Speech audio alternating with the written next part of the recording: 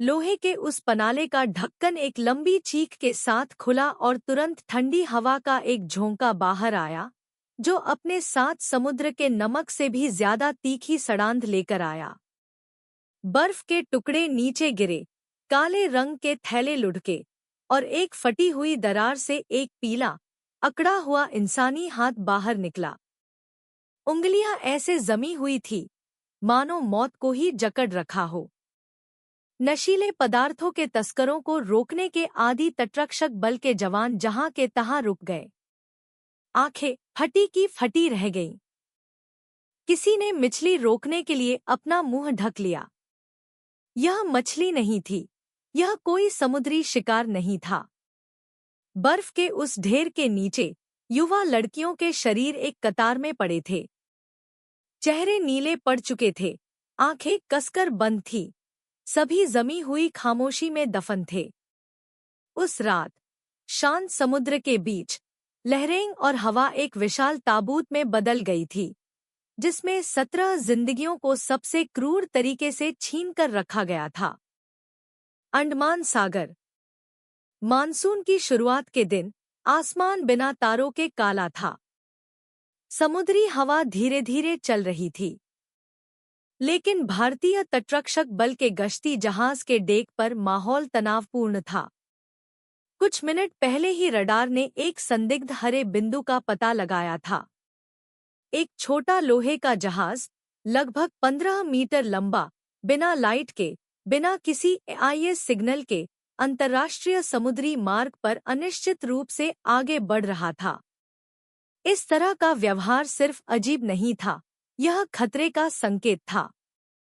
Colonel Vikram Singh control room में सीधे खड़े थे। उन्हें समुद्र में 20 से अधिक वर्षों का अनुभव था और उनकी सूझबूझ चाकू की नोक की तरह तेज थी।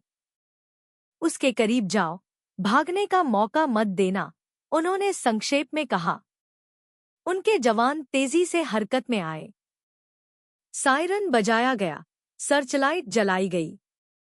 उस तेज आवाज ने रात की खामोशी को चीर दिया, जिससे सामने वाला लोहे का जहाज एक डरे हुए प्राणी की तरह लड़खड़ा गया। उनके इंजन ने भागने की कोशिश में दहाड़ लगाई, लेकिन केवल कुछ देर के लिए। धातु के खांसने की आवाज आई और फिर सन्नाटा छा गया। इंजन बंद हो गया। जहाज एक लाश की तरह अंधेरे में तैरने लगा। गश्ती दल करीब आया, हुक वाली रस्सियां फेंकी गई, लोहा लोहे से टकराया। सर्चलाइट ने उस अजनबी जहाज के डेक को नंगा कर दिया। 3 आदमी अकड़े हुए खड़े थे, उनके चेहरे पीले थे, आंखों में जंगलीपन था। राकेश शर्मा, 48 साल का नाविक, थोड़ा मोटा था, उसके होंठ कांप रहे थे। उसके बगल में मोहन यादव, 40 साल का, कठोर चेहरे वाला, लेकिन पसीना तेजी से बह रहा था। और सबसे कोने में पंकज कुमार, 29 साल का नौजवान, उसकी आंखें लाल थीं, जैसे वह अभी अभी रोया हो या किसी बहुत बड़े डर को रोके हुए हो। बिना लाइट के रात में यात्रा करने का तुम्हारा क्या मकसद है? एक अधिकारी ने पूछा। उसकी आवाज ठंडी थी। डायनमो खराब हो गया, साहब, राकेश ने बिना रुके, जैसे रटाटाया जवाब हो, जल्दी से कहा। हम तो बस मछुआरे हैं, अपना जाल देखने जा रहे थे। कर्नल विक्रम सिंह ने कोई जवाब नहीं दिया। उन्होंने सिर्फ चारों ओर देखा। सौंपे गए जहाज के दस्तावेज गंदे लग रहे थे। खरोच के निशान थे, जैसे उन्हें मिटाकर फिर से लिखा गया हो। पतवार का नंबर मोटे पेंट से रंगा गया था, लेकिन कुछ कोनों में पुराना पेंट अभी भी झांक रहा था, जैसे कोई पुराना घाव जिसे ठीक से बंद न किया गया हो। और जो बात सबसे ज्यादा परेशान कर रही थी, वह थी गंध। एक अजीब सी गंध, मछली की नहीं। एक भारी, ठंडी और चुभने वाली गंध जो रोंगटे खड़े कर दे।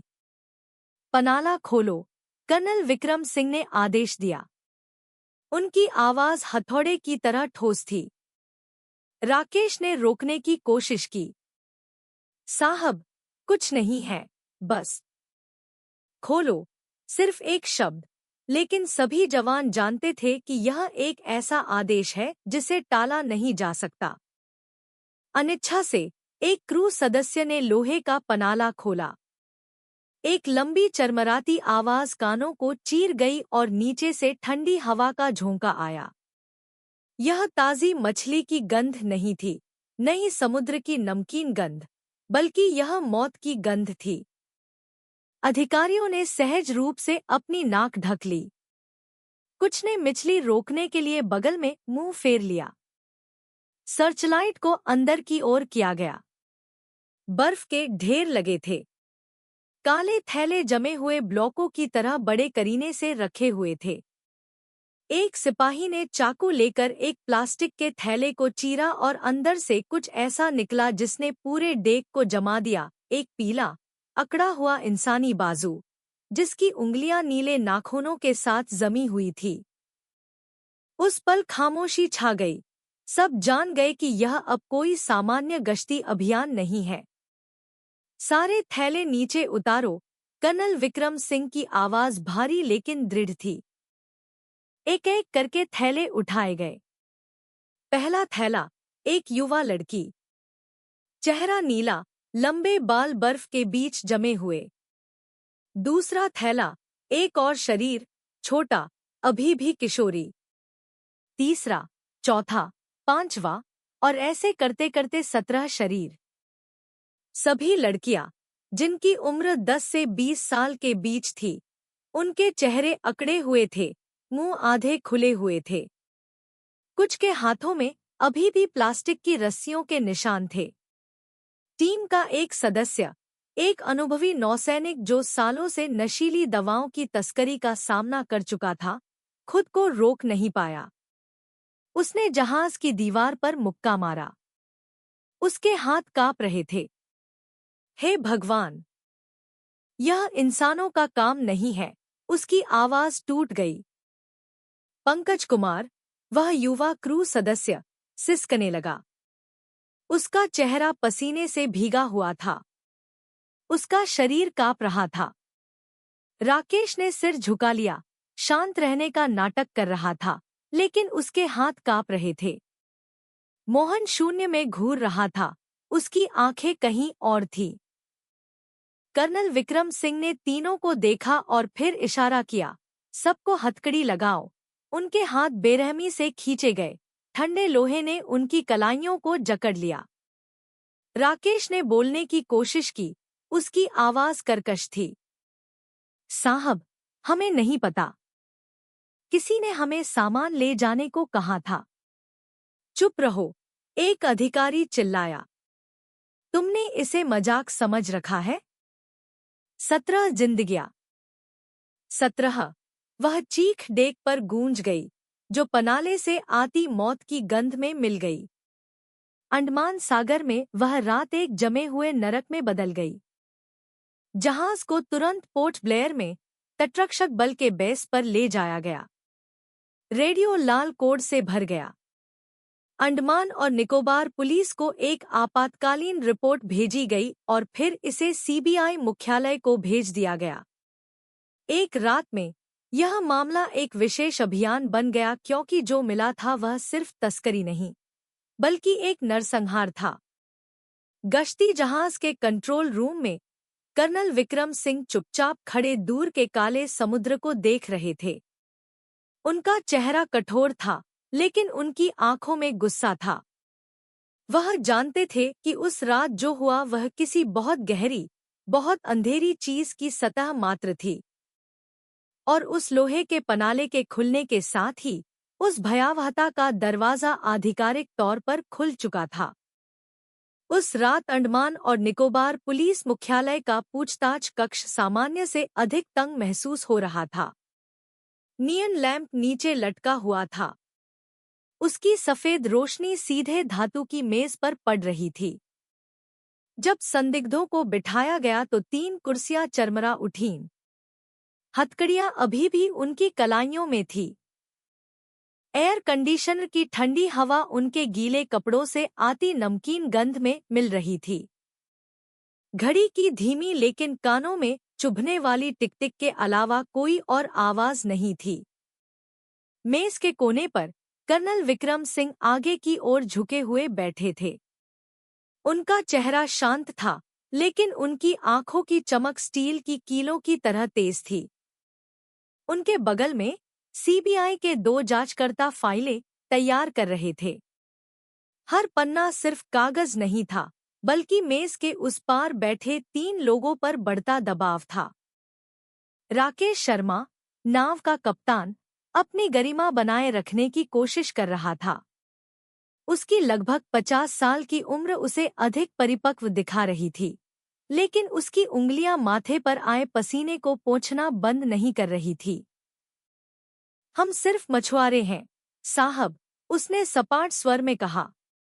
उसकी भारी आवाज मजबूत लगने की कोशिश कर रही थी। किसी ने हमें सामान ले जाने का ऑर्डर दिया था, कहा था कि जमी हुई मछली है। हमें नहीं पता था कि उसमें लाशें हैं।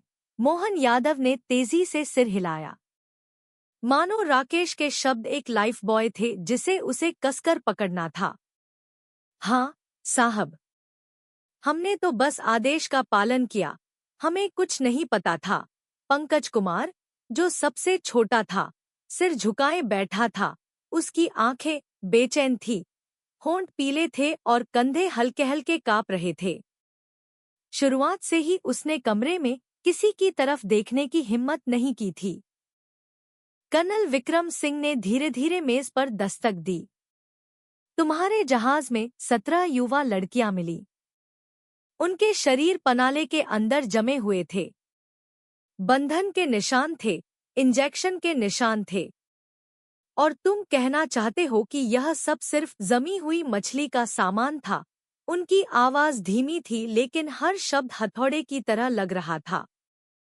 राकेश ने थूक निगला। हम सिर्फ अपना काम कर रहे थे। एक औरत ने हमें यह काम सौंपा था। हम उसका नाम नहीं जानते। हमें खुले समुद्र में सामान पहुंचाने के लिए पैसे दिए गए थे। विक्रम सिंह ने धीरे से सांस छोड़ी। वह इस तरह के बहाने बहुत लंबे समय से सुन रहे थे। एक औरत? हाँ, उसका नाम क्या है? तुम लोग उससे कहाँ मिले? राकेश ने भ्रमित होने का नाटक करते हुए कंधे उचकाए। मुझे नहीं पता। उसने बस एक आदमी भेजा था। कर्नल विक्रम सिंह ने अपना चेहरा आगे किया। उनकी आंखें सीधे राकेश को घूर रही थी। राकेश, ध्यान से सुनो। तुम झूठ बोलकर 17 जिंदगियों को मिटा नहीं सकते। तुम्हें क्या लगता है कि मनगढ़ंत कहानियों से कानून को बेवकूफ बनाया जा सकता है? कमरे में तनाव बढ़ गया। घड़ी की टिक-टिक और तेज लगने लगी। मोहन अपनी कुर्सी पर बेचैन हो रहा था। उसके माथे से पसीना तेजी से बह रहा था। एक अन्य जांचकर्ता ने एक फोल्डर से तस्वीरें निकाली। भयानक तस्वीरें।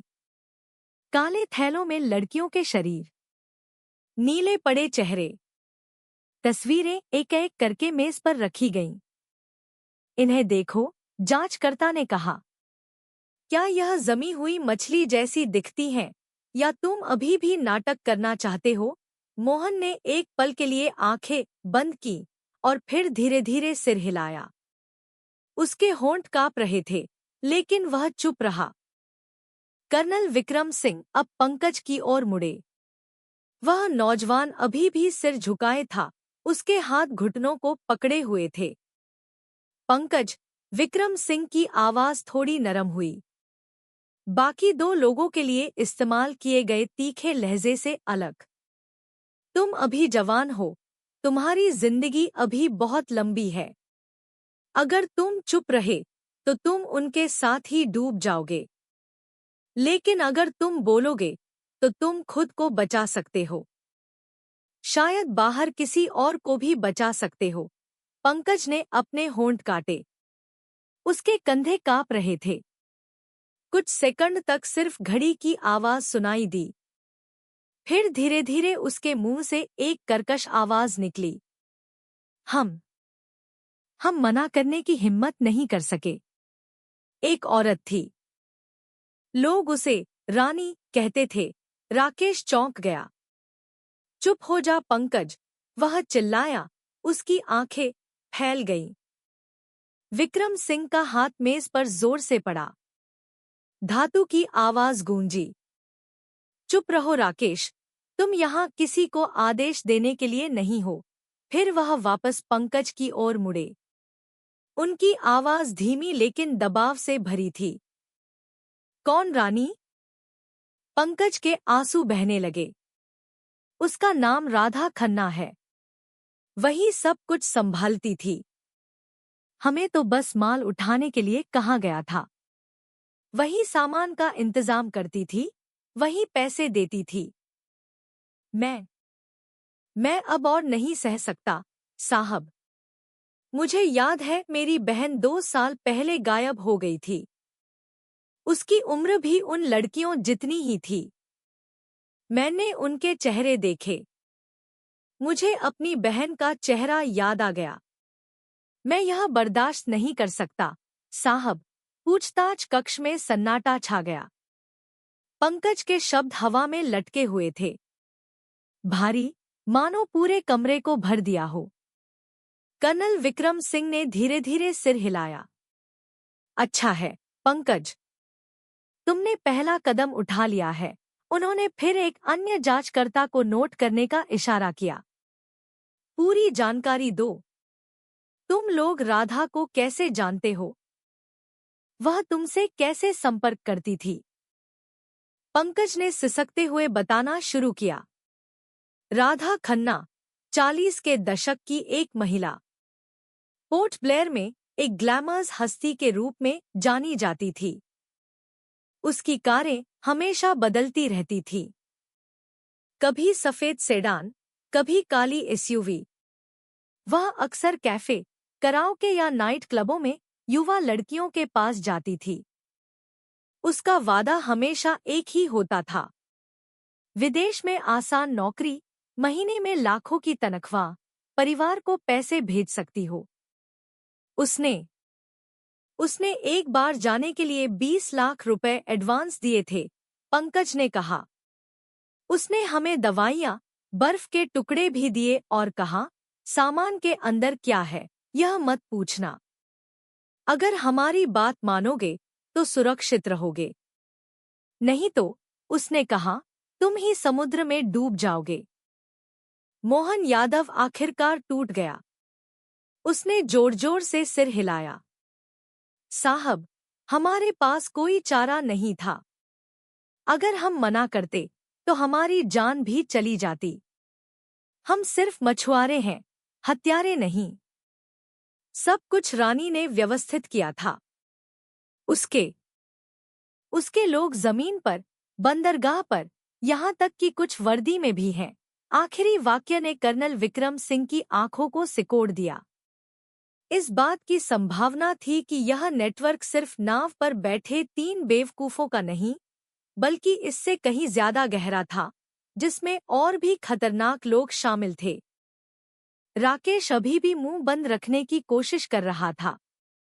उसके होंठ सख्त थे, चेहरा तनावपूर्ण था, लेकिन उसकी आंखों की चमक डगमगा गई थी। वह जानता था कि झूठ की दीवार टूटने लगी है। कर्नल विक्रम सिंह अपनी कुर्सी पर पीछे टिक गए। 17 जिंदगियां, राकेश।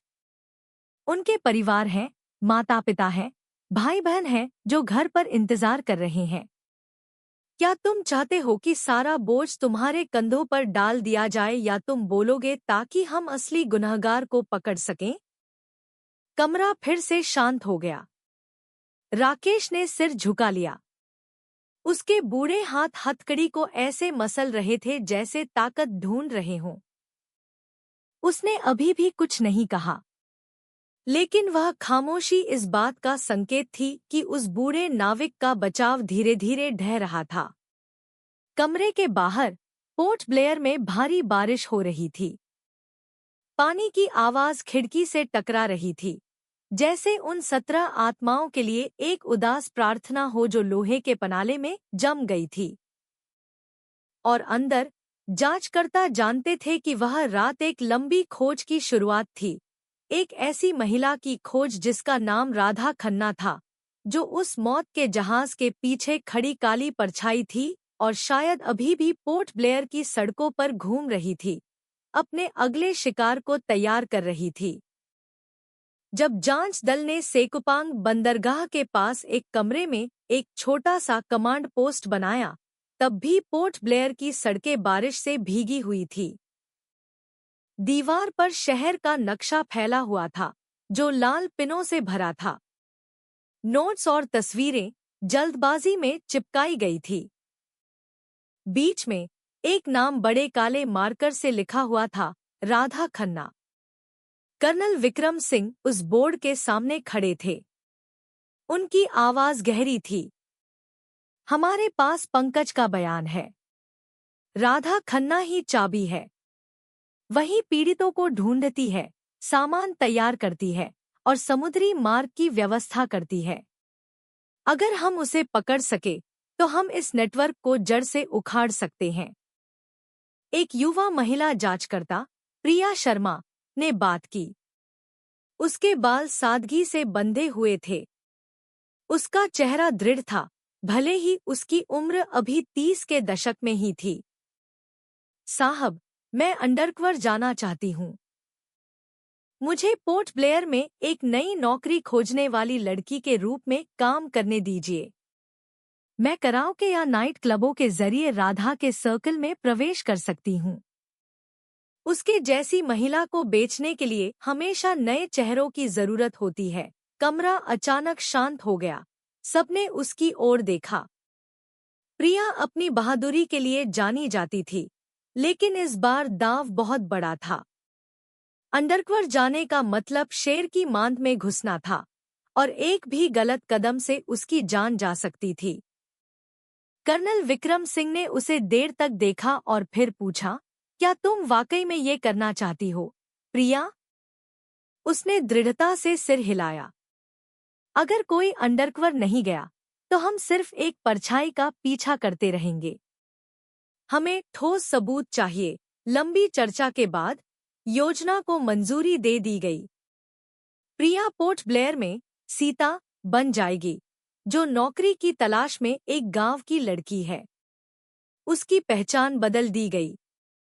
उसे सीता कुमारी नाम का एक नकली आधार कार्ड दिया गया, जिसमें उसे उत्तर प्रदेश से आई एक फैक्ट्री मजदूर के रूप में दिखाया गया था। ऑपरेशन की पहली रात प्रिया, यानी सीता, नियन रोशनी से भरे एक इलाके में पहुंची। तेज संगीत और शराब की गंध हवा में मिली हुई थी। एक कराओके रूम के अंदर युवा लड़कियां एक कतार में बैठी थी। कुछ अभी भी भोली थी। कुछ की आंखें गुड़िया की तरह खाली थी। उन सब में एक बात समान थी, उम्मीद। प्रिया ने गांव के लहजे में बात करते हुए अजीब व्यवहार करने का नाटक किया। दीदी, मैंने सुना है यहाँ आसानी से काम मिल जाता है। एक दोस्त ने बताया था कि विदेश में अच्छी तनख्वाह वाली नौकरी मिल सकती है। उस जगह की एक वेट्रेस ने जल्दी से उसकी ओर देखा और फिर पास आई।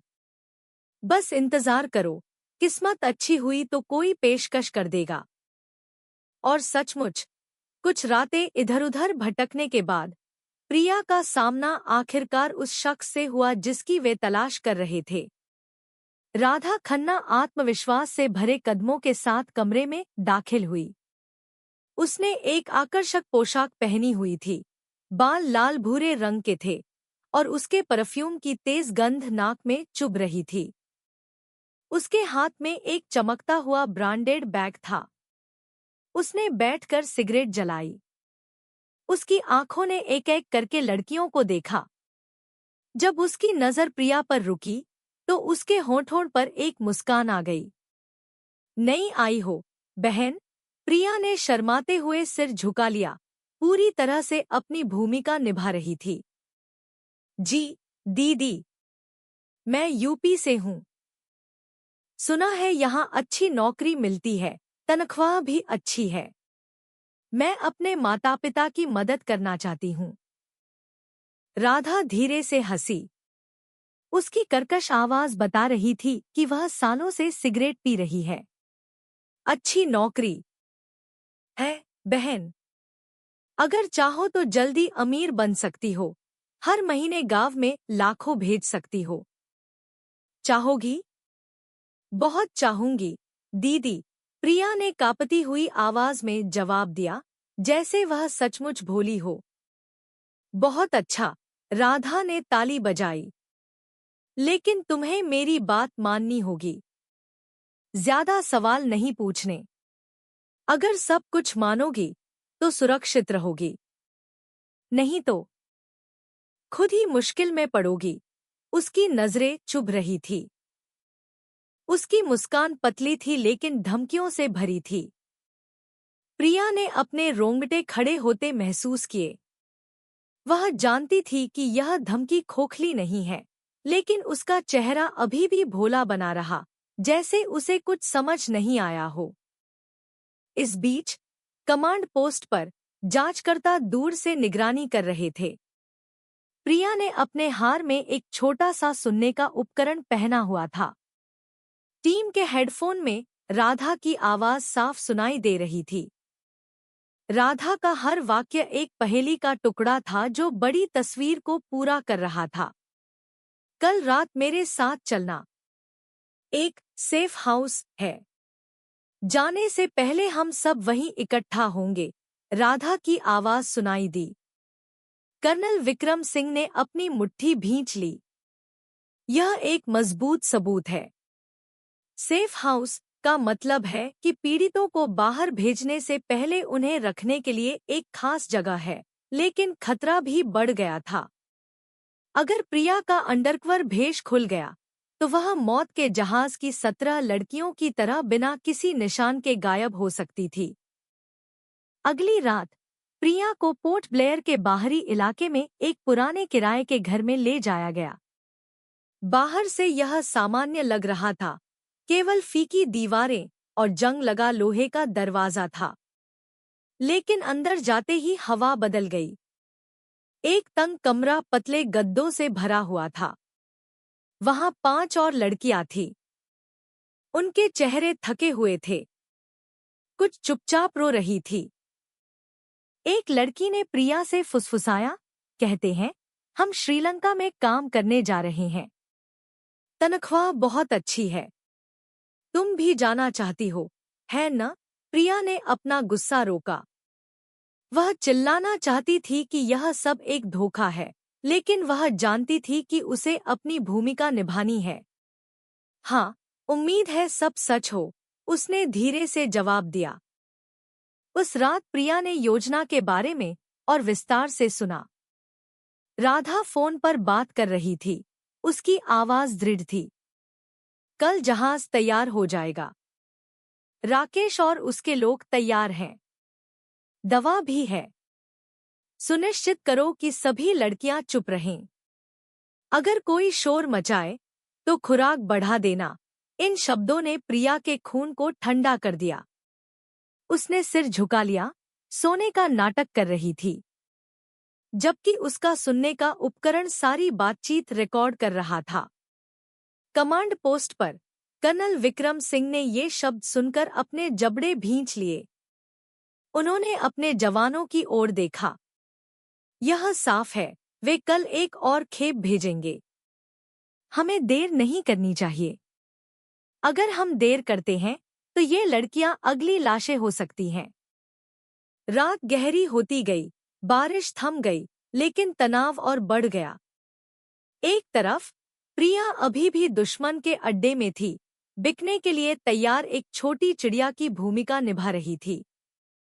दूसरी तरफ पुलिस एक बड़े गिरफ्तारी अभियान की योजना बना रही थी। और इन सबके बीच राधा खन्ना का नाम अब हकीकत बन चुका था। वह अब पंकज की कहानी में एक धुंधली परछाई नहीं थी। वह अब भारतीय पुलिस के सामने खड़ी थी, जीवित, सांस लेती हुई और मौत के जहाज पर नए शिकार ले जाने के लिए तैयार, जब तक कि कानून का जाल उसे समय पर रोक न ले। जब उस बड़े ऑपरेशन की योजना बनाई जा रही थी, तब सूरज पश्चिम की ओर झुक रहा था। पुलिस मुख्यालय के छोटे से बैठक कक्ष में पोर्ट ब्लेयर का नक्शा फिर से फैला हुआ था और एक नए लाल बिंदु को मोटे तौर पर घेरा गया था। शहर के बाहरी इलाके में एक शांत कैफे। प्रिया से मिली जानकारी स्पष्ट थी। उस रात राधा खन्ना 2 युवा लड़कियों से मिलेगी, एडवांस पैसे लेगी और फिर उन्हें सेफ हाउस ले जाएगी। यह एक भर्तीकर्ता के लिए सबसे कमजोर क्षण था। अगर इसे जाने दिया गया तो शायद उन 2 लड़कियों की जान लोहे के जहाज के पनाले में खत्म हो जाएगी, ठीक वैसे ही जैसे 17 पिछले पीड़ितों की हुई थी। कर्नल विक्रम सिंह ने अपने जवानों को एक-एक करके देखा। हमें तेजी से काम करना होगा। मुख्य ध्यान उन 2 लड़कियों की सुरक्षा करना है। लक्ष्य राधा खन्ना को जिंदा पकड़ना है। उसे सबूत मिटाने या भागने का कोई मौका न दे। उनकी आवाज दृढ़ थी, जिसमें गलती की कोई गुंजाइश नहीं थी। उस दोपहर टीम को अपनी अपनी स्थिति में बांट दिया गया। कुछ सदस्य हेलमेट पहने सड़क किनारे खड़े ऑटो रिक्शा चालक के वेश में थे। कुछ कैफे के अंदर एक युवा जोड़े के रूप में बैठे कॉफी पी रहे थे। यहाँ तक कि 2 सांवले रंग के सिपाही फुटपाथ पर भुट्टे बेचने का नाटक कर रहे थे। सभी ने चुपचाप एक घेरा बना लिया था। बिना किसी को पता चले सभी बाहर निकलने के रास्ते बंद कर दिए थे। कैफे के अंदर प्रिया पहले से ही उन 2 लड़कियों के साथ बैठी थी जिन्हें राधा लेने वाली थी। वे अभी भी भोली थी। उनके चेहरे उम्मीद से भरे थे। उनमें से एक, निया, सिर्फ 19 साल की थी, बिहार के एक छोटे से गांव से। दूसरी, रिका, 21 साल की, झारखंड के एक किसान परिवार की पहली बेटी। दोनों को विश्वास था कि वे श्रीलंका के एक रेस्टोरेंट में अच्छी तनख्वाह पर काम करने जा रही हैं। प्रिया ने अपने सीने में कंपन को रोका, शांत रहने की कोशिश कर रही थी।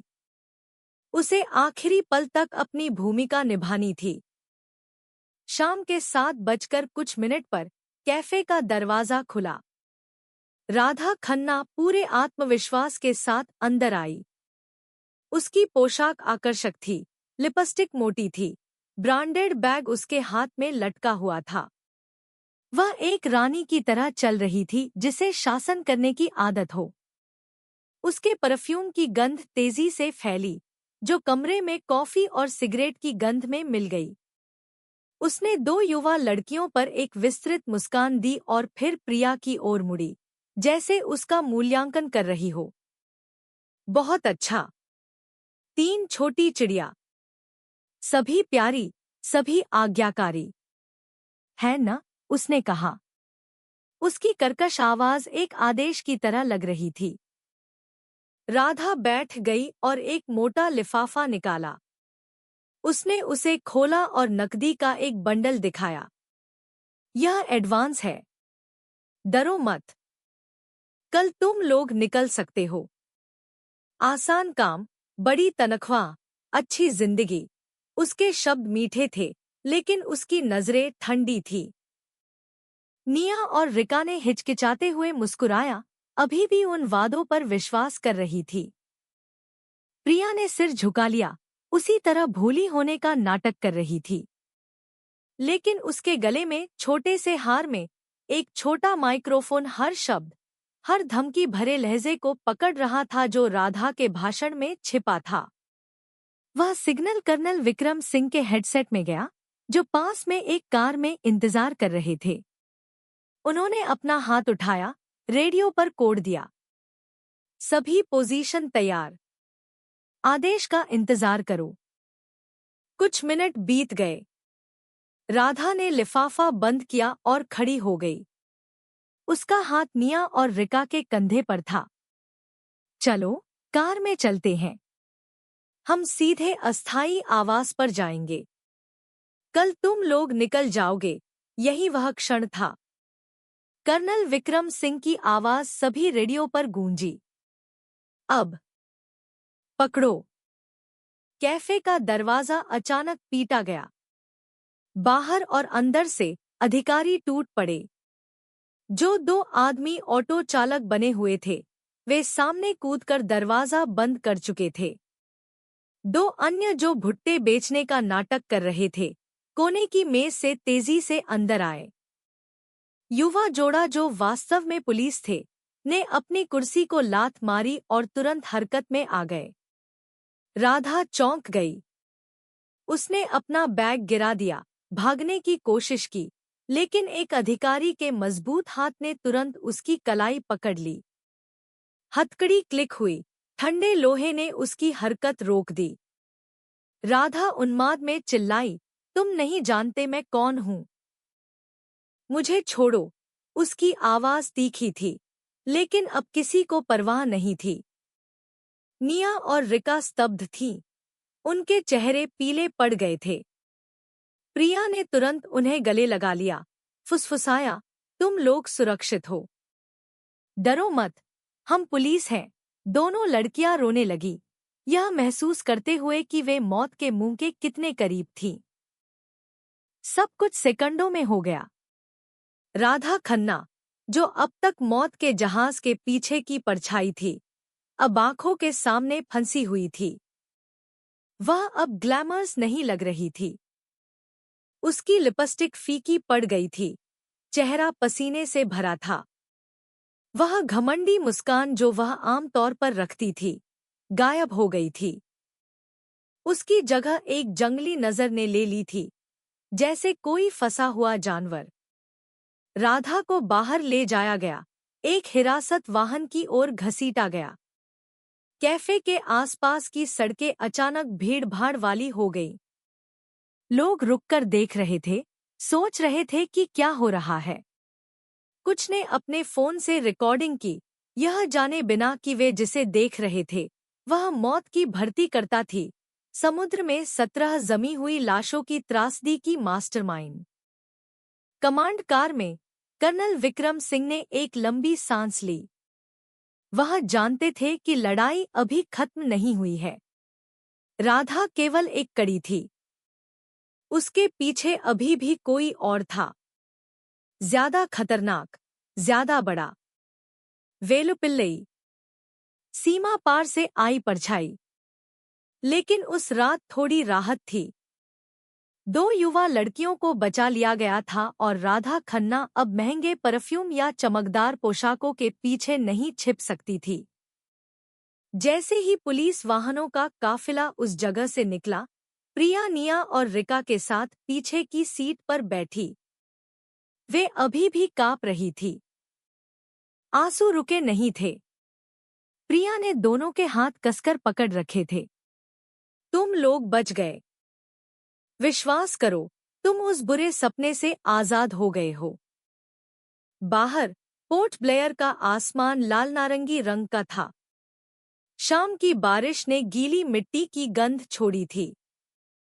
लेकिन सभी अधिकारियों के दिलों में आग अभी बुझी नहीं थी। वे जानते थे कि राधा के हाथ में होने से पर्दा अभी हटा है, और उस पर्दे के पीछे एक बड़ा, ज्यादा क्रूर, अंधेरा नेटवर्क था जो उजागर होने की प्रतीक्षा कर रहा था। उस रात पूछताछ कक्ष में एक ऐसा तनाव भरा था जो सीने पर दबाव डाल रहा था। सफेद नियन लैंप सिर के ऊपर लटका हुआ था। उसकी रोशनी सीधे राधा खन्ना के चेहरे पर पड़ रही थी, जो हथकड़ी पहने बैठी थी। उसका चेहरा अभी भी मेकअप की परतों से ढका था, होंठ गहरे लाल थे, लेकिन यह उसकी आंखों के पीछे छिपी थकान और घबराहट को नहीं छिपा सकता था। उसने एक व्यंग्यात्मक मुस्कान देने की कोशिश की, जैसे कि अभी भी नियंत्रण उसी के पास हो, जबकि पूरा कमरा जानता था कि उसके सारे पत्ते खत्म हो चुके हैं। कर्नल विक्रम सिंह शांत कदमों से अंदर आए। उनके पीछे सीबीआई के 2 जांचकर्ता थे। उन्होंने एक मोटी फाइल मेज पर रखी। उसकी आवाज इतनी तेज थी कि राधा थोड़ा चौंक गई। राधा खन्ना, उनकी आवाज सपाट लेकिन भारी थी। तुम जानती हो कि तुम यहाँ क्यों हो? 17 जिंदगियां एक जहाज के पनाले में जम चुकी हैं। वे मछली नहीं थी, नहीं कोई माल। वे इंसान थी और सारे सुराग तुम्हारी ओर इशारा करते हैं। राधा ने एक लंबी सांस ली और फिर अपनी पीठ कुर्सी से टिका दी। साहब, इतना भावुक मत होइए। मैं तो बस लोगों को नौकरी दिलाने में मदद करती हूँ। वे सब अपनी मर्जी से जाना चाहती थी।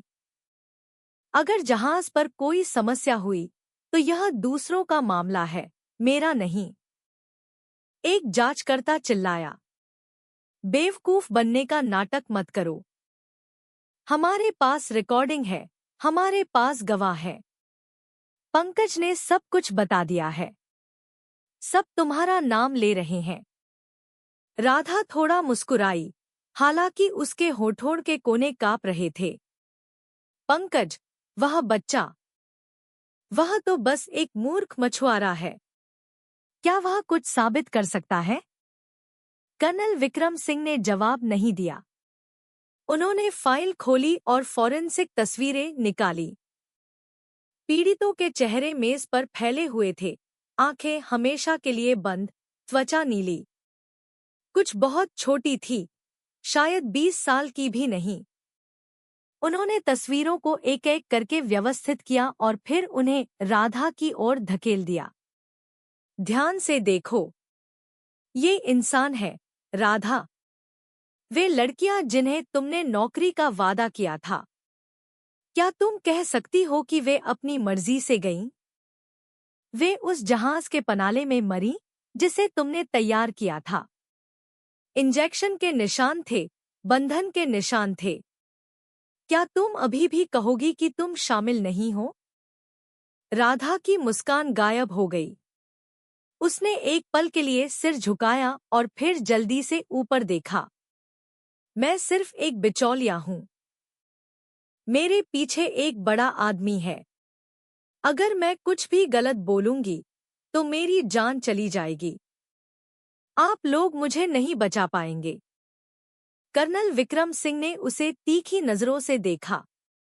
तुम सच्चाई से ज्यादा एक परछाई से डरती हो। अगर तुम चुप रही तो तुम उस परछाई के साथ ही डूब जाओगी। लेकिन अगर तुम बोलोगी तो शायद अभी भी एक मौका है। याद रखना, कानून रास्ता दे सकता है, लेकिन चुप रहने का मतलब है कि तुम खुद अपनी मौत के फरमान पर हस्ताक्षर कर रही हो। खामोशी ने कमरे को निगल लिया। दीवार पर लगी घड़ी धीरे धीरे टिक टिक कर रही थी। राधा अपनी कुर्सी पर बेचैन हो रही थी। उसकी उंगलियां हथकड़ी को मसल रही थी। उसकी सांसें भारी होने लगी। उसके माथे पर पसीने की छोटी छोटी बूंदें दिखाई दी। आखिरकार उसने धीमी लेकिन स्पष्ट आवाज में कहा, एक आदमी है जिसे वे वेलुपिल्लई कहते हैं। यह सब उसी के नियंत्रण में है। मैं तो बस निर्देशों का पालन करती हूँ। अगर नहीं करती तो मैं खुद एक लाश बन जाती। जांचकर्ता ने तुरंत नोट करना शुरू कर दिया, लेकिन विक्रम सिंह ने हाथ उठाकर उन्हें न टोकने का इशारा किया। वेलुपिल्लई कौन है? वह कहाँ है? राधा ने अपने होंठ काटे। श्रीलंका का आदमी, कोलंबो में। उसकी एक जगह है, उसने कहा, एक मछली प्रसंस्करण कारखाना, जबकि वह उसका मुख्यालय है। सभी लड़कियों को पहले वहां भेजा जाता है। जो स्वस्थ होती हैं, उन्हें नाइट क्लबों में बेच दिया जाता है। जो कमजोर होती हैं, जो मना करती हैं, उन्हें बंद कर दिया जाता है। कुछ कोड़ोट। वह रुक गई, उसकी आवाज इंजियचन गई। विक्रम सिंह ने और जोर दिया, कुछ को क्या? राधा ने आंखें बंद कर ली और आखिरकार कहा, कुछ के अंग काट दिए जाते हैं।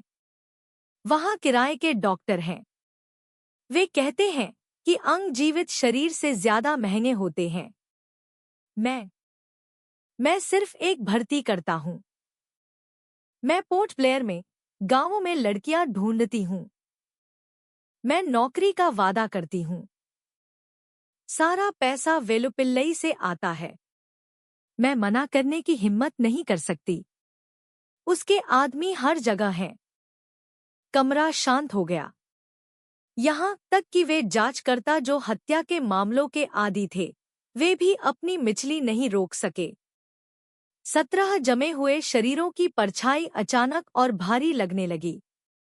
कर्नल विक्रम सिंह पीछे टिक गए। उनकी आवाज तेज थी। तुम जानती हो, इसका मतलब है कि तुम उस हत्या का हिस्सा हो। तुम यह दिखावा कर सकती हो कि तुम सिर्फ एक भर्ती करता हो, लेकिन उनका खून तुम्हारे हाथों पर है। राधा ने आंखें खोलीं और सीधे विक्रम सिंह को देखा।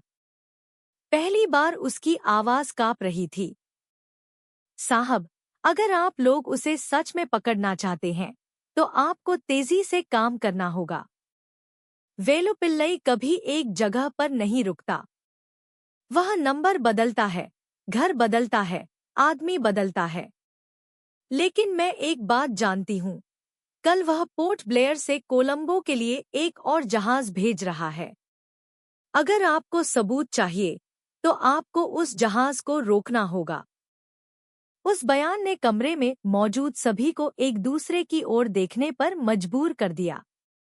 ताज़ी जानकारी, शायद एक जाल, लेकिन यह एक सुनहरा मौका भी हो सकता है। विक्रम सिंह ने राधा को देर तक देखा। अगर तुम झूठ बोल रही हो, तो तुम्हारे लिए बाहर निकलने का कोई रास्ता नहीं बचेगा। लेकिन अगर यह सच है, तो यह सबसे मजबूत सबूत होगा। तुम्हें उस स्थान पर ले जाया जाएगा, और एक भी संदिग्ध कदम, तुम जमीन पर खत्म हो जाओगी, समुद्र में नहीं। राधा ने सिर्फ सिर झुका लिया। उसके होंठ धीरे धीरे हिल रहे थे, जैसे कोई प्रार्थना बुदबुदा रही हो। चाहे वह अपनी सुरक्षा के लिए हो या बस अपनी बची खुची हिम्मत को बचाने की कोशिश। उस रात पूछताछ कक्ष के बाहर भारी बारिश हो रही थी। बिजली पोर्ट ब्लेयर के आसमान में कौंधी, जो सुनसान बंदरगाह को रोशन कर रही थी। जांच दल जानता था कि यह खोज अब एक और खतरनाक स्तर पर पहुंच गई है। वेलुपिल्लई का नाम अब सिर्फ एक फुसफुसाहट नहीं था, वह एक वास्तविक लक्ष्य बन गया था। और उसे पकड़ने के लिए उन्हें एक अंतर्राष्ट्रीय नेटवर्क के दिल में घुसना था, जहां हर कदम का अंत गोली या एक अंधेरे जलद मरुमध्य में डूबे हुए शरीर से हो सकता था। अंडमान सागर में सुबह का आसमान काला हो गया। घने बादल नीचे लटके हुए थे, तेज हवा चल रही थी, और लहरें गश्ती जहाज के पतवार से इतनी जोर से टकरा रही थी कि वह चरमरा रहा था। उस रात समुद्र सिर्फ एक नीला मैदान नहीं था, बल्कि एक शिकार का अखाड़ा था। राधा खन्ना से मिली जानकारी ने सभी की नजरें एक लक्ष्य पर टिका दी थी, एक छोटा लोहे का जहाज जो पोर्ट ब्लेयर से कोलंबो की ओर एक नया माल लेकर जाएगा। तटरक्षक बल के जहाज के कंट्रोल रूम में कर्नल विक्रम सिंह सीधे खड़े थे। उनकी आंखें रडार पर टिकी थीं। एक हरा बिंदु धीरे धीरे उभरा। यह लगभग अदृश्य था क्योंकि इसने अपना आईएस सक्रिय नहीं किया था। इसकी हरकतें संदिग्ध थी। यह बड़े व्यापारिक जहाजों के बीच से चुपके से निकल रहा था। वही है, वह बुदबुदाए। उत्तर पश्चिम की ओर, सीमा की ओर बढ़ रहा है, एक जवान ने रिपोर्ट दी। गति बढ़ाओ। इसे भागने मत देना। विक्रम सिंह की आवाज गहरी थी, बिना किसी कंपन के। लेकिन सभी जवान जानते थे कि आज रात जान दांव पर लगी है। गश्ती जहाज तेजी से आगे बढ़ा। इंजन दहाड़ रहा था, पागल लहरों को चीर रहा था। सर्चलाइट तैयार कर ली गई थी। सायरन बंद कर दिया गया था ताकि अचानक हमला किया जा सके। नमकीन हवा चुभ रही थी। भारी बारिश शुरू हो गई, जो डेक पर पूरी तरह से सशस्त्र सैनिकों के चेहरों पर पड़ रही थी। दूर लक्ष्य जहाज धुंधला दिखाई दे रहा था। यह लगभग 15 मीटर लंबा था। इसका पतवार जंग लगा हुआ था, इसकी लाइटें बंद थी। यह लहरों के बीच एक भूतिया परछाई की तरह तैर रहा था। कभी कभी आसमान में बिजली चमकती, जिससे डेक पर बेचैनी से घूम रहे क्रू के सिलहूट दिखाई देते। कर्नल विक्रम सिंह ने अपना हाथ उठाया। चेतावनी दो। जहाज की ओर एक सर्चलाइट दागी गई।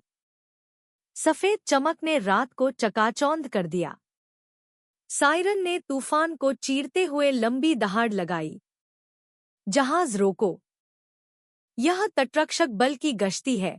लाउडस्पीकर की आवाज जोर से सुनाई दी। लेकिन आत्मसमर्पण करने के बजाय उस जहाज ने तेजी से दहाड़ लगाई। इंजन पूरी क्षमता से चालू हो गया। पतवार तेजी से मुड़ा, अंतर्राष्ट्रीय जलक्षेत्र की ओर भागने की कोशिश कर रहा था। पीछा करो, विक्रम सिंह ने आदेश दिया। तटरक्षक बल की दो छोटी नावें, जो दूसरी दिशा से पहले ही तैयार थी, ने भी रास्ता बंद कर दिया। एक त्रिकोणीय घेराबंदी बना दी। लहरें टकराईं, नमकीन पानी के छींटे चेहरों पर पड़े।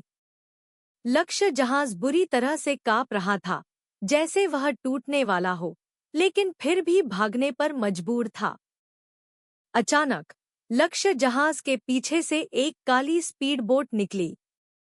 यह तेजी से दिशा काटते हुए आगे बढ़ी। सैनिक हैरान रह गए। साहब, एक एस्कॉर्ट बोट है। वह स्पीड बोट निश्चित रूप से कोई साधारण मछुआरे की नहीं थी।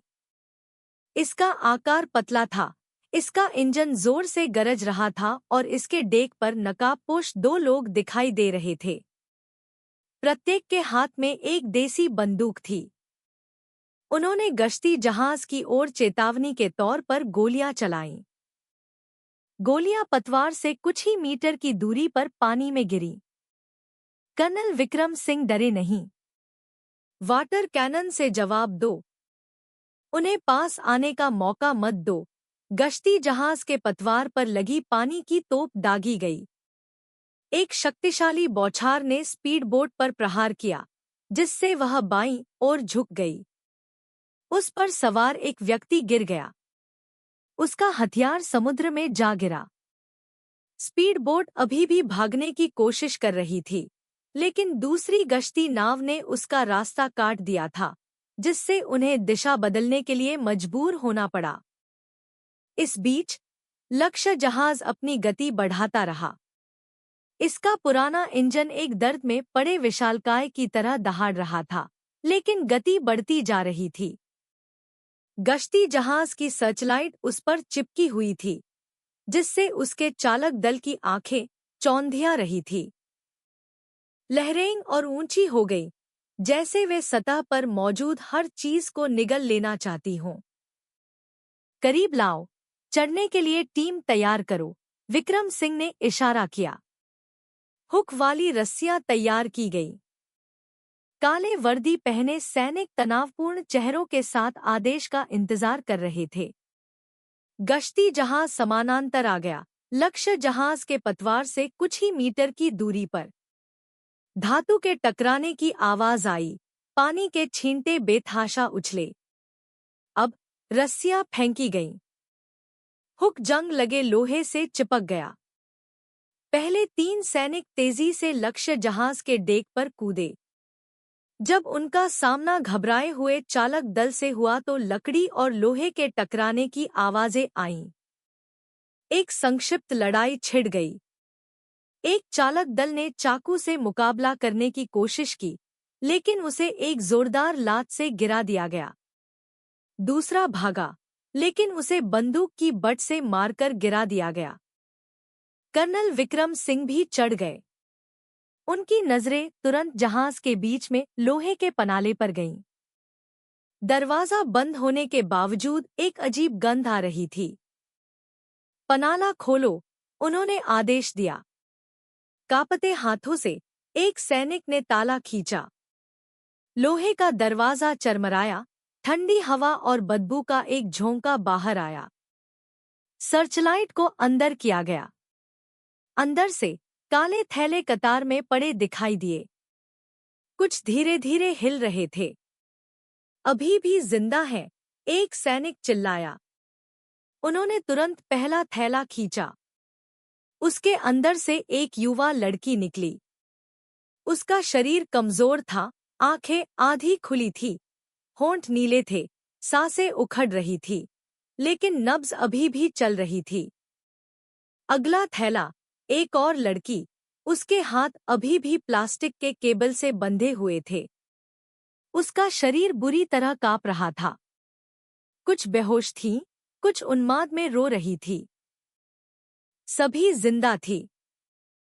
हालांकि कुछ लगभग बेहोश थीं। उनकी संख्या 8 थी। 8 युवा लड़कियां जो लगभग अगली शिकार बन गई थी। कर्नल विक्रम सिंह ने अपनी मुट्ठी भींच ली। तुरंत इन्हें बाहर निकालो, मेडिकल टीम को बुलाओ। बचाव के हंगामे के बीच बचे हुए जहाज के चालक दल को नीचे झुकाकर हथकड़ी लगा दी गई। उनमें से एक ने हताशा में चिल्लाया, हमें तो बस आदेश दिया गया था। हमें कुछ नहीं पता। लेकिन किसी ने नहीं सुना। उस रात गुस्सैल समुद्र बचाव का गवाह बन गया। 8 जिंदगियां जो लगभग खो चुकी थी, उन्हें मौत के पनाले से बाहर निकाला गया। लक्ष्य जहाज अब पूरी तरह से नियंत्रण में था। एस्कॉर्ट स्पीड बोट लहरों से टकराकर डूबने के बाद पकड़ ली गई थी। स्पीड बोट के चालक दल को भी हिरासत में ले लिया गया था। भागने के सभी रास्ते बंद थे। गीले डेक पर खड़े होकर कर्नल विक्रम सिंह ने आसमान की ओर देखा। भारी बारिश ने उनका चेहरा भिगो दिया था, लेकिन उन्होंने पलक नहीं झपकाई। उस रात तूफान के बावजूद एक छोटी सी जीत हुई थी। न केवल इसलिए कि 8 पीड़ितों को बचा लिया गया था, बल्कि इसलिए भी कि एक बड़ा सबूत हाथ लग गया था। यह सबूत कि राधा खन्ना वेलुपिल्लई के नेटवर्क के बारे में झूठ नहीं बोल रही थी। हालांकि वह यह भी जानते थे कि यह केवल शुरुआत थी। यह जहाज एक बड़े नेटवर्क की एक छोटी सी शाखा मात्र था। समुद्र के उस पार कोलंबो में अभी भी एक मुख्यालय इंतजार कर रहा था, जिसका नेतृत्व एक ऐसा व्यक्ति कर रहा था जो कहीं ज्यादा चालाक और क्रूर था। वेलुपिल्लई का नाम अब और भी वास्तविक और भी करीब हो गया था, और समय के खिलाफ दौड़ अभी शुरू हुई थी। समुद्र में 8 लड़कियों के बचाव की खबर तेजी से दिल्ली में सीबीआई मुख्यालय तक फैल गई। ज्यादा समय नहीं लगा और तुरंत अंतर्राष्ट्रीय सहयोग स्थापित किया गया। आधिकारिक चैनलों के माध्यम से भारत ने श्रीलंका पुलिस से संपर्क किया। राधा खन्ना के मुंह से निकाली गई सारी जानकारी और जहाज पर मिले सबूत सौंप दिए गए। परिणाम स्वरूप एक संयुक्त योजना तैयार की गई। कोलंबो में वेलुपिल्लई के मुख्यालय को ध्वस्त करने के लिए एक संयुक्त अभियान। पोर्ट ब्लेयर के ब्रीफिंग रूम में कर्नल विक्रम सिंह एक बड़ी स्क्रीन को देख रहे थे जिस पर सैटेलाइट तस्वीरें थीं। समुद्र के किनारे एक इमारतों का कॉम्प्लेक्स जिस पर मछली प्रसंस्करण कारखाना लिखा हुआ था। बाहर से यह सामान्य लग रहा था, यहाँ तक कि छोटी छोटी मछली पकड़ने वाली नावें भी खड़ी थी। लेकिन खुफिया जानकारी के अनुसार उस इमारत के पीछे एक भूमिगत गोदाम था। वहीं पीड़ितों को स्थानांतरित करने से पहले रखा जाता था। हमारा लक्ष्य यहाँ है, एक श्रीलंकाई अधिकारी ने कहा जो वहां मौजूद था। उसका नाम इंस्पेक्टर डायस था, जो अंतर्राष्ट्रीय अपराध की विशेष इकाई से था। उसका चेहरा कठोर था, आंखों में दृढ़ता थी। हम भी इस जगह पर लंबे समय से नजर रखे हुए थे, लेकिन पर्याप्त सबूत नहीं थे। आपकी जानकारी से हम कार्रवाई कर सकते हैं। विक्रम सिंह ने सिर हिलाया। यह ऑपरेशन बहुत जोखिम भरा है। वेलुपिल्लई के पास हथियारबंद लोग हैं और वे मारने से नहीं हिचकिचाएंगे। लेकिन हम देर नहीं कर सकते। जितनी देर हम करेंगे, उतने ही ज्यादा शिकार गायब होंगे। ऑपरेशन का दिन तय किया गया। भारतीय और श्रीलंकाई टीमें एक साथ कार्रवाई करेंगी। भारतीय पक्ष से प्रिया शर्मा एक प्रमुख गवाह और अतिरिक्त जानकारी देने वाली के रूप में शामिल हुई। उसके पास अभी भी वे छोटी छोटी बातें थी जो उसने राधा के साथ अंडरकवर रहते हुए हासिल की थी। उस रात विशेष टीम कोलंबो के एक छोटे बंदरगाह पर इकट्ठी हो चुकी थी। रबर की नावें कतार में थीं, हथियार तैयार थे, बुलेट प्रूफ जैकेट पहन ली गई थी। सैनिकों के चेहरे गंभीर थे, कोई मजाक नहीं, कोई मुस्कान नहीं। सभी को पता था कि वे ड्रैगन की मांद में घुसने वाले हैं। सुबह 2 बजे ऑपरेशन शुरू हुआ। छोटी नावें बिना आवाज किए कारखाने के घाट के पास पहुंची। लाइटें बंद थीं, केवल अंधेरे ने समुद्र को ढक रखा था। रात की हवा नमकीन गंध के साथ मछली की बदबू लेकर आई, लेकिन हर कोई जानता था कि वह गंध सिर्फ एक मुखौटा थी। उतरते ही टीम तुरंत फॉर्मेशन में आगे बढ़ी। सामने का दरवाजा वेलुपिल्लई के आदमियों द्वारा सख्ती से संरक्षित था। बड़े शरीर, कठोर चेहरे, वे देसी बंदूकों और चाकुओं से लैस थे। जब उन्होंने सैनिकों को हमला करते देखा तो वे चौंक गए। एक जोरदार चीख निकली। पहली गोली की आवाज ने रात को चीर दिया। संयुक्त टीम ने तेजी से जवाब दिया। गोलियां दीवारों से टकराईं, शीशे टूटकर बिखर गए। गार्ड इधर-उधर भागने लगे। कुछ ने मुकाबला करने की कोशिश की, लेकिन संयुक्त बल के अनुशासन और हथियारों से हार गए। इस बीच कर्नल विक्रम सिंह और इंस्पेक्टर डायस मुख्य टीम का नेतृत्व करते हुए मुख्य इमारत में घुस गए। वे अंधेरे गलियारों से गुजरे। मछली की बदबू और तेज हो गई। सर्चलाइट ने गलियारे के अंत में एक बड़े लोहे के दरवाजे पर रोशनी डाली। दरवाजे के पीछे से अस्पष्ट आवाजें आ रही थीं, रोने और दबी हुई चीखों की आवाजें। दरवाजा तोड़ दिया गया। टॉर्च की रोशनी ने एक ऐसे दृश्य को उजागर किया जिसने सभी को चुप करा दिया। दर्जनों युवा लड़कियां फर्श पर बंधी हुई बैठी थी। पीले चेहरे, खाली आंखें। कुछ अभी भी रोकर विरोध करने की कोशिश कर रही थी। कुछ ने हार मान ली थी, बिना आवाज किए सिर झुकाए हुए। वे सभी पीड़ित थीं, जो बेचे जाने या इससे भी बदतर की बारी का इंतजार कर रही थी। जल्दी इन्हें आजाद करो, डायस ने आदेश दिया। टीम के साथ आई मेडिकल टीम ने अंदर आकर बंधन काटे, पानी पिलाया और उन्माद में पड़े लोगों को शांत किया। राहत के सिसकियों से मिला रोना उस कमरे में गूंज उठा। लेकिन इमारत के दूसरी तरफ गोलियों की आवाजें फिर से सुनाई दी। वेलुपिल्लई अभी तक नहीं दिखा था। वह अभी भी छिपा हुआ था, अपने आखिरी कदम की योजना बना रहा था। कर्नल विक्रम सिंह अपनी टीम को भूमिगत कमरे में ले गए। एक संकरी सीढ़ी से नम की गंध आ रही थी, कदमों की आवाज गूंज रही थी। नीचे एक और लोहे का दरवाजा इंतजार कर रहा था। जैसे ही वह खुला, खून में मिली रासायनिक गंध आई। एक कमरा जो एक अस्थायी प्रयोगशाला जैसा लग रहा था।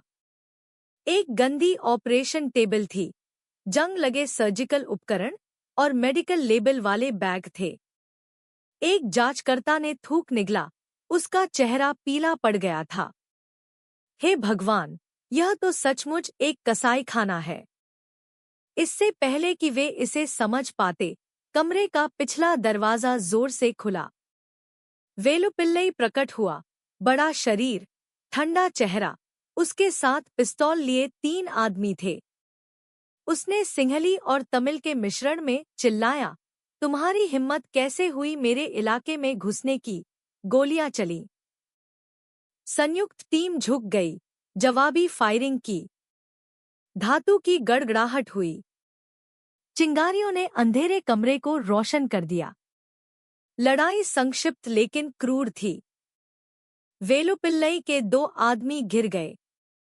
एक को जिंदा पकड़ लिया गया।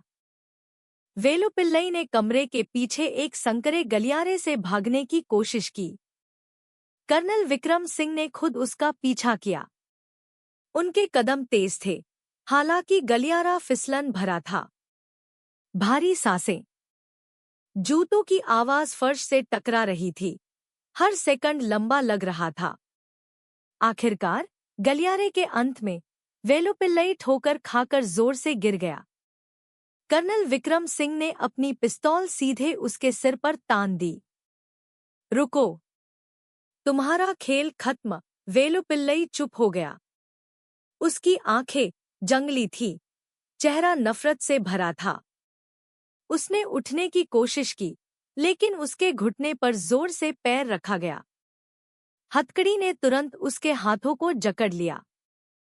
परछाइयों का राजा, उस क्रूर नेटवर्क का मास्टरमाइंड, आखिरकार हार गया था।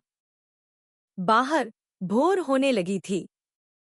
गुलाबी रोशनी बादलों को चीरकर उस कारखाने पर पड़ रही थी जो अब अधिकारियों से भरा हुआ था।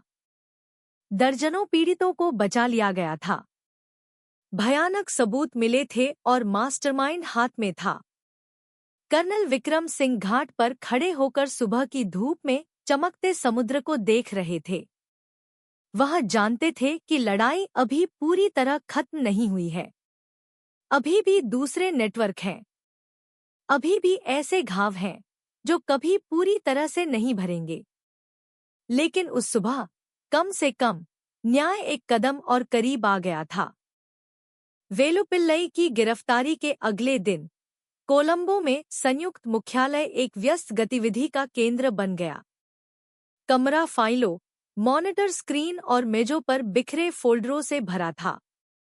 भारत और श्रीलंका के पुलिस अधिकारी एक दूसरे के बगल में बैठे थे, जानकारी का आदान प्रदान कर रहे थे, एक ऐसे नेटवर्क की पहेली को सुलझाने की कोशिश कर रहे थे जो शुरुआती अनुमानों से कहीं ज्यादा बड़ा था। वेलुपिल्लई अब एक विशेष हिरासत कक्ष में था। उसका चेहरा ठंडा था। जब भी कोई जांचकर्ता आता तो उसकी आंखें तीखी हो जाती। वह शायद ही कभी बोलता था, केवल गुर्राता था या व्यंग्यात्मक रूप से मुस्कुराता था। लेकिन उसके फोन से मिले डेटा ने जांच टीम को व्यस्त रखने के लिए काफी कुछ दे दिया था। दर्जनों विदेशी नंबर, अजीब कोड वाले संक्षिप्त संदेश और अंतर्राष्ट्रीय धन हस्तांतरण इस बात का पुख्ता सबूत थे कि इस काले कारोबार में और भी बहुत से लोग शामिल थे। कर्नल विक्रम सिंह इंस्पेक्टर डायस के साथ जांच कक्ष में बैठे थे। बड़ी स्क्रीन पर वेलुपिल्लई के फोन से निकाले गए संचार नेटवर्क का एक ग्राफ दिखाई दे रहा था। लाल बिंदु विभिन्न शहरों से जुड़े हुए थे, चेन्नई, कोलंबो, यहाँ तक कि बैंकॉक भी। डायस ने अपनी उंगली से स्क्रीन पर टैप किया। यह देखो, नेटवर्क सिर्फ पोर्ट ब्लेयर या कोलंबो में नहीं है। उनकी कई देशों में एक श्रृंखला है। वेलुपिल्लई सिर्फ एक कड़ी है, लेकिन वह एक महत्वपूर्ण कड़ी है, स्थानीय भर्तीकर्ताओं और अंतर्राष्ट्रीय बाजार के बीच का संपर्क। विक्रम सिंह ने सिर हिलाया, उनका चेहरा गंभीर था। इसका मतलब है कि अभी भी एक बड़ा मास्टरमाइंड है। लेकिन अभी के लिए हम मजबूत सबूत इकट्ठा करने पर ध्यान केंद्रित करते हैं, ताकि अदालत इसे खारिज न कर सके। राधा खन्ना ने बोल दिया है, पंकज ने भी कबूल कर लिया है। अब हमें उनके बयानों को वेलुपिल्लई के डेटा से जोड़ने की जरूरत है।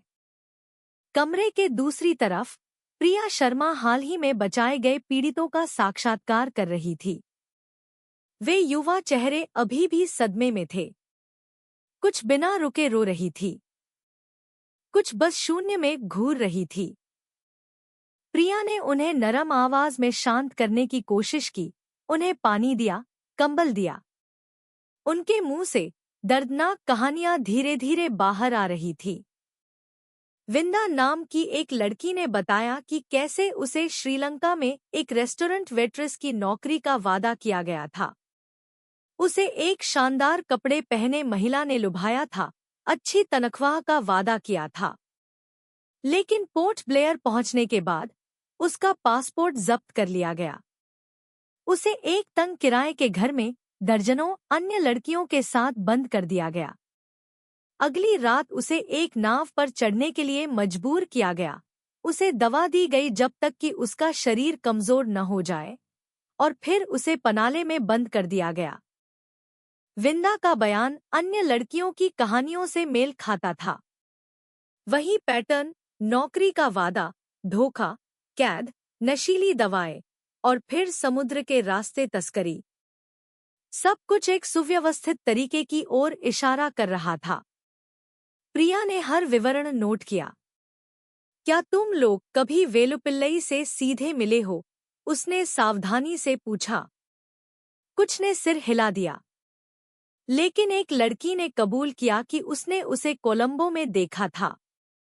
वह लंबा और बड़ा था।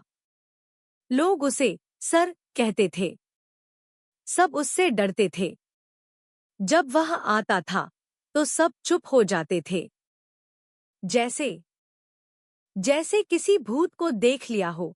उस बयान ने वेलुपिल्लई की स्थिति को मैदान में मास्टरमाइंड के रूप में और मजबूत कर दिया। इस बीच श्रीलंका की फोरेंसिक टीम ने कारखाने के भूमिगत गोदाम में अतिरिक्त सबूत पाए, मेडिकल रिकॉर्ड, सर्जिकल उपकरण, यहाँ तक कि खून के थैलों के अवशेष। सब कुछ अवैध अंग व्यापार की ओर इशारा कर रहा था। सबूत की तस्वीरें जांच बोर्ड पर लगाई गईं। हर बार जब किसी की नजरें जंग लगी ऑपरेशन टेबल पर लाल धब्बों के साथ पड़ती, तो कमरे में अचानक सन्नाटा छा जाता, जो अभी तक मिटे नहीं थे। इंस्पेक्टर डायस ने एक मोटी फाइल जोर से बंद की। सिर्फ वेलुपिल्लई को पकड़ना काफी नहीं है। हमें यह सुनिश्चित करना होगा कि कोई और पीड़ित न हो।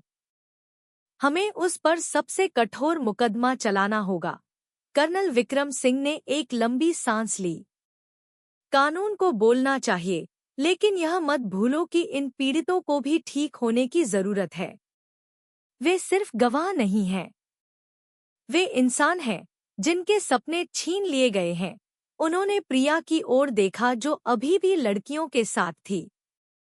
सुनिश्चित करो कि उन्हें सुरक्षा, परामर्श और सुरक्षित रूप से घर लौटने का मौका मिले। इमारत के बाहर पत्रकार इंतजार कर रहे थे। वेलुपिल्लई की गिरफ्तारी की खबर ने मीडिया में तहलका मचा दिया था। बड़े बड़े शीर्षक अखबारों और टेलीविजन स्क्रीन पर छाए हुए थे। मानव तस्करी नेटवर्क का भंडाफोड़ कोलंबो में हुआ। भारत श्रीलंका सहयोग ने सिंडिकेट को ध्वस्त किया। जनता का दबाव बढ़ रहा था कि इस मामले की सुनवाई खुले तौर पर हो और अपराधियों को उचित सजा मिले। उस रात कर्नल विक्रम सिंह मुख्यालय की बालकनी पर अकेले बैठे थे। कोलंबो का समुद्र फैला हुआ था, शांत लेकिन घावों को छुपाए हुए। उन्होंने एक सिगरेट जलाई, एक गहरा कश लिया। उनकी आंखें दूर तक देख रही थी। उनके मन में पनाले में जमे 17 लड़कियों के चेहरे अभी भी स्पष्ट रूप से घूम रहे थे। वह जानते थे कि उनके लिए न्याय कभी भी पूरी तरह से सही नहीं होगा, लेकिन कम से कम जिस नेटवर्क ने उनकी जान ली थी, वह अब टूटने लगा था। जैसे ही भोर हुई, दिल्ली से खबर आई। भारत सरकार मलेशिया में मुकदमे की प्रक्रिया में सहायता के लिए एक कानूनी टीम भेजने के लिए तैयार थी। आधिकारिक सहयोग की घोषणा की गई।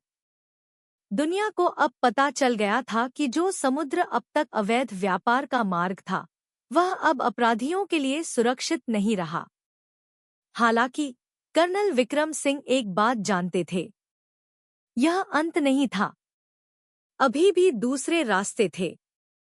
अभी भी ऐसे लोग थे जो पकड़े नहीं गए थे। यह नेटवर्क एक ऑक्टोपस की तरह था, एक हाथ काटने पर दूसरे चलते रहते हैं। लेकिन उस सुबह उन्होंने खुद से वादा किया, वह तब तक नहीं रुकेंगे जब तक इस नेटवर्क के सभी सरगना नष्ट नहीं हो जाते। उस दिन पोर्ट ब्लेयर की अदालत खचाखच भरी हुई थी। कोर्टरूम का माहौल भारी था। हवा जैसे बहना बंद हो गई थी। सीटों की कतारें पीड़ितों के परिवारों से भरी हुई थी। कुछ ने अपनी बेटियों की तस्वीरें पकड़ रखी थी। वे चेहरे जो कभी उम्मीद से भरे थे, अब केवल फ्रेम में याद किए जा सकते थे। दबी हुई सिसकियां प्रार्थनाओं की फुसफुसाहट में मिली हुई थी। अभियुक्तों की कुर्सी पर दो शख्स बैठे थे जो महीनों से सभी के मन में एक काली परछाई बने हुए थे, राधा खन्ना और वेलुपिल्लई। राधा ने अपनी उपस्थिति बनाए रखने की कोशिश की। चेहरे पर हल्का मेकअप था, हालांकि उसकी थकी हुई आंखें जेल में बीती लंबी रातों की गवाही दे रही थी।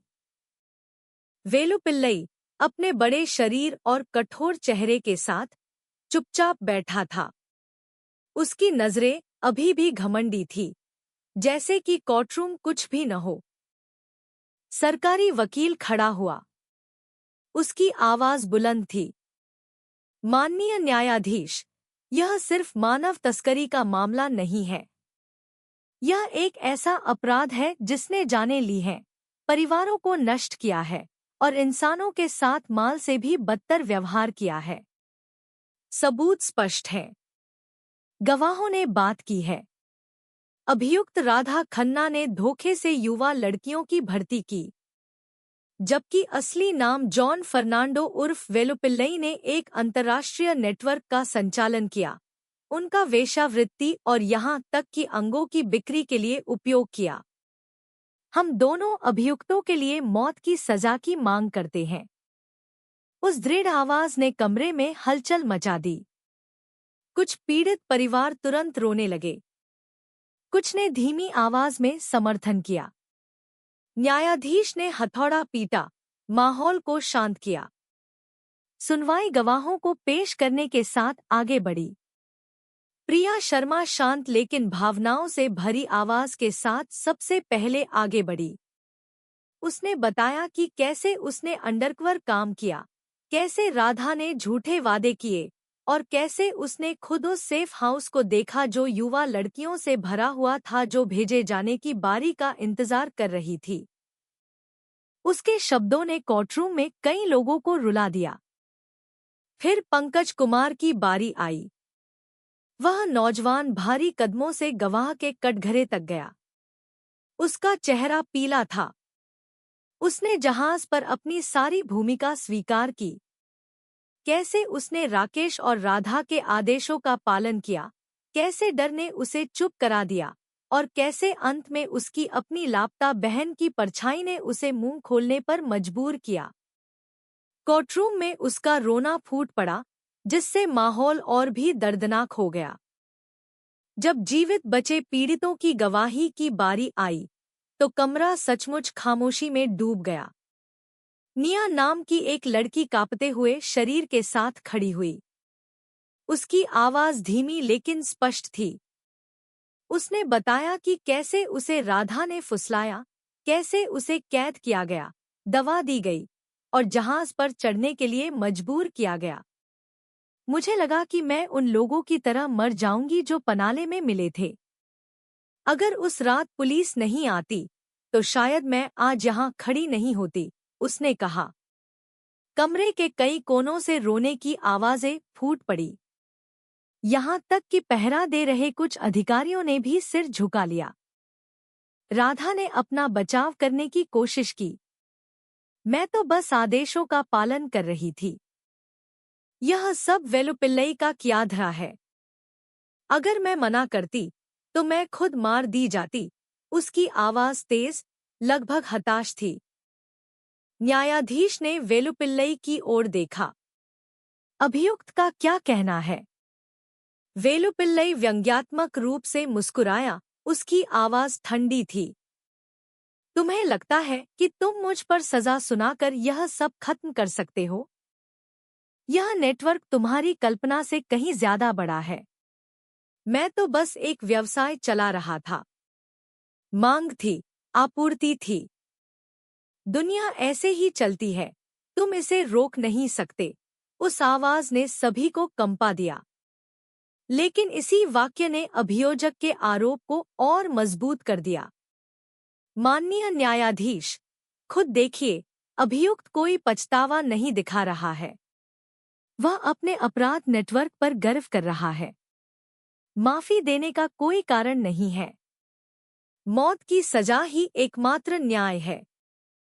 कई दिनों की सुनवाई के बाद सबूत और गवाह पर्याप्त थे। न्यायाधीश ने फैसले के लिए हथौड़ा पीटा। माहौल तनावपूर्ण हो गया। सभी ने अपनी सांसें रोक ली। सबूतों, गवाहों के बयानों और मुकदमे के तथ्यों पर विचार करने के बाद पोर्ट ब्लेयर की अदालत यह फैसला सुनाती है। अभियुक्त राधा खन्ना को मानव तस्करी के अपराध का दोषी पाया जाता है, जिसके परिणामस्वरूप जान का नुकसान हुआ। सजा, मौत।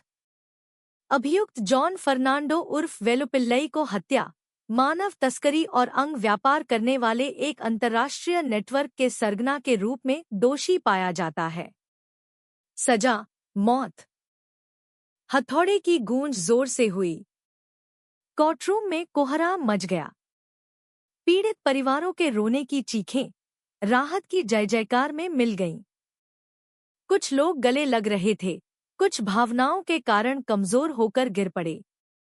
अभियुक्तों की कुर्सी पर राधा ने अपना चेहरा दोनों हाथों से ढक लिया। उसका शरीर कांप रहा था। वेलुपिल्लई सीधा बैठा रहा।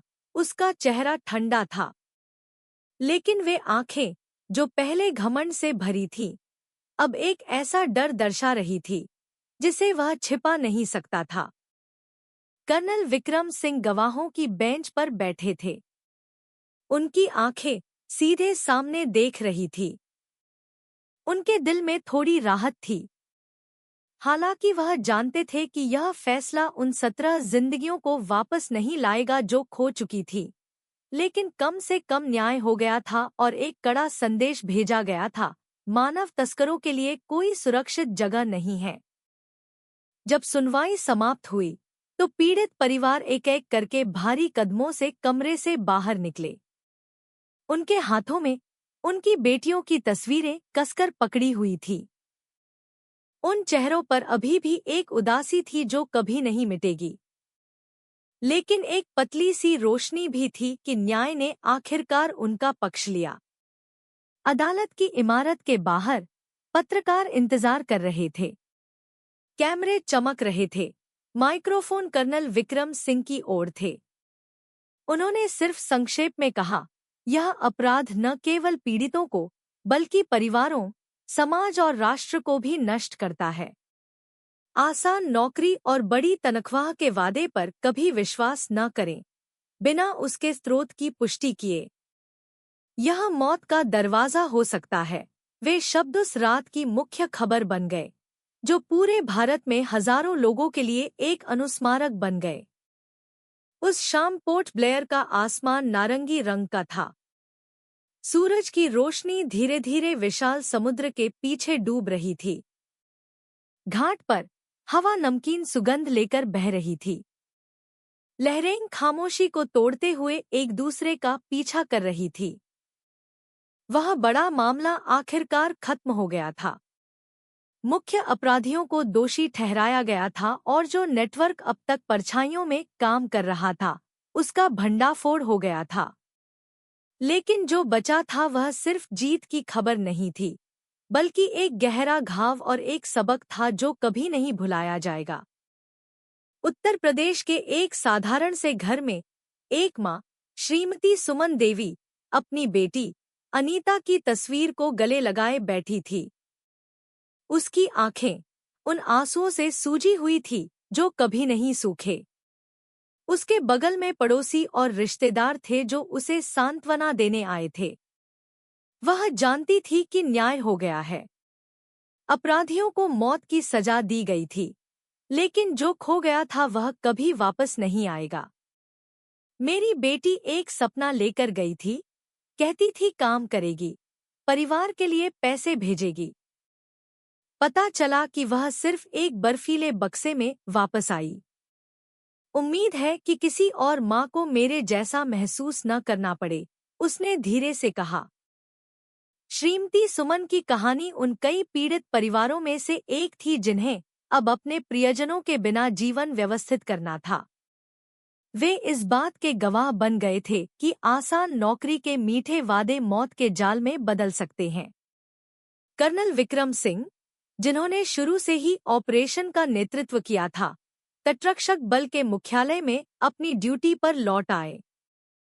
वह बालकनी पर खड़े होकर शांत समुद्र को देख रहे थे। वह समुद्र जो कभी अवैध व्यापार का मार्ग था, अब धीरे धीरे फुसफुसाता हुआ लग रहा था।